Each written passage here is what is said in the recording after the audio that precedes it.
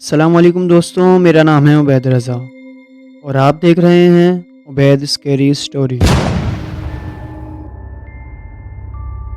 امید کرتا ہوں آپ سب خیریت سے ہوں گے۔ اللہ پاک آپ سب کو سلامت رکھے۔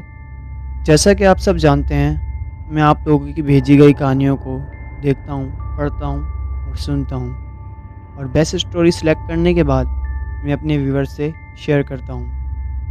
اگر آپ بھی اپنی کہانی مجھ سے شیئر کرنا چاہتے ہیں تو نیچے آ رہے ہوئے جی میل پر یا واٹس ایپ نمبر پر مجھے بھیج سکتے ہیں۔ تو دوستوں، آج کی کہانی لائٹ ہاؤس کے بارے میں ہے، جس کے بارے میں آپ نے یہ بارہا سنا ہوگا۔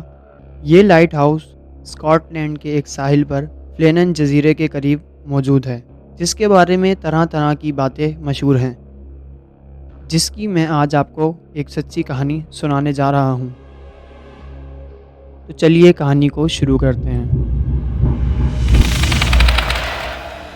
یہ بات 1899 کی ہے۔ اسکاٹ لینڈ کے ایک ساحل پر فلینن جزیرے کے قریب موجود لائٹ ہاؤس میں 3 محافظ Donald McCarter, Thomas Marshall اور جیمز ڈوکیٹ تعینات تھے۔ ان تینوں کا کام سمندر میں چلنے والی کشتیوں، جہازوں کو محفوظ راستہ دکھانا تھا، اور چونکہ یہ لائٹ ہاؤس بالکل تنہا سمندر کے بیچ واقع تھا، وہاں جانے والا عام طور پر لوٹ کر نہیں آتا تھا۔ لوگ کہتے تھے کہ یہ جگہ نحوست اور خوفناک واقعات کے لیے مشہور ہے۔ ایک رات کی بات ہے کہ موسم بہت خراب تھا، طوفانی ہوائیں چل رہی تھیں، سمندر میں لہریں کئی فٹ بلند ہو رہی تھیں، اور آسمان پر کالے بادلوں کا سایہ تھا۔ اس رات ان تینوں محافظوں کو ایک عجیب اور خوفناک تجربے کا سامنا کرنا پڑا۔ اس دن نہ جانے کیا ہوا ان کے ساتھ، لیکن چند دن بعد جب ایک کشتی ان محافظوں کی خبر لینے کے لیے آئی تو وہاں کی حالت دیکھ کر وہ لوگ حیرت زدہ ہو گئے۔ لائٹ ہاؤس کا دروازہ کھلا ہوا تھا اور اندر کا سارا سامان بکھرا ہوا تھا۔ محافظوں کی کھانے کی میز پر کھانا ایسے پڑا تھا جیسے وہ ابھی کھا کر باہر گئے ہوں، لیکن وہاں کوئی موجود نہ تھا۔ جو لوگ ان کی خبر لینے آئے تھے وہ خوف زدہ ہو گئے تھے۔ لائٹ ہاؤس کے لاگ بک میں آخری دنوں کے چند اندراجات ملے، جن سے پتہ چلتا تھا کہ محافظ کچھ دن سے غیر معمولی چیزیں محسوس کر رہے تھے۔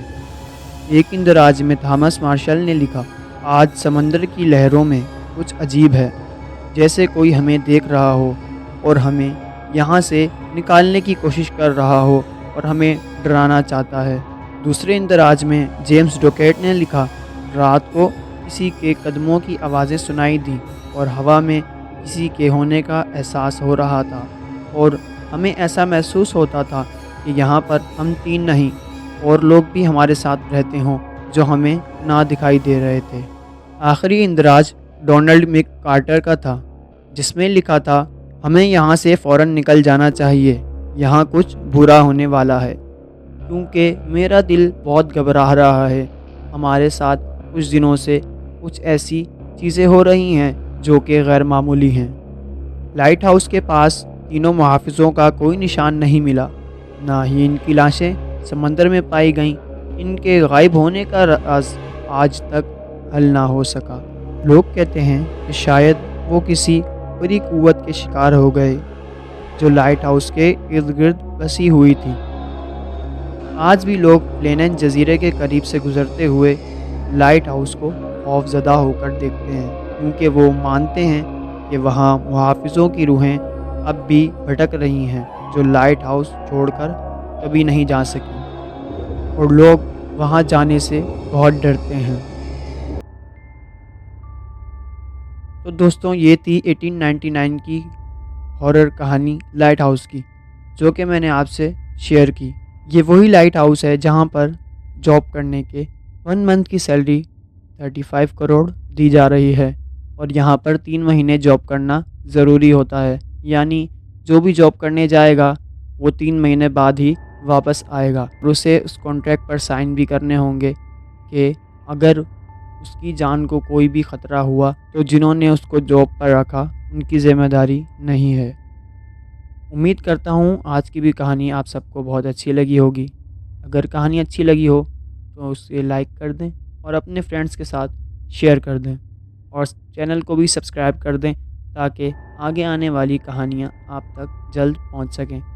دعاؤں میں یاد رکھیے گا اور اپنا بہت سارا خیال رکھیے گا۔ ملتے ہیں کسی نئی ہارر کہانی میں، تب تک کے لیے اللہ حافظ۔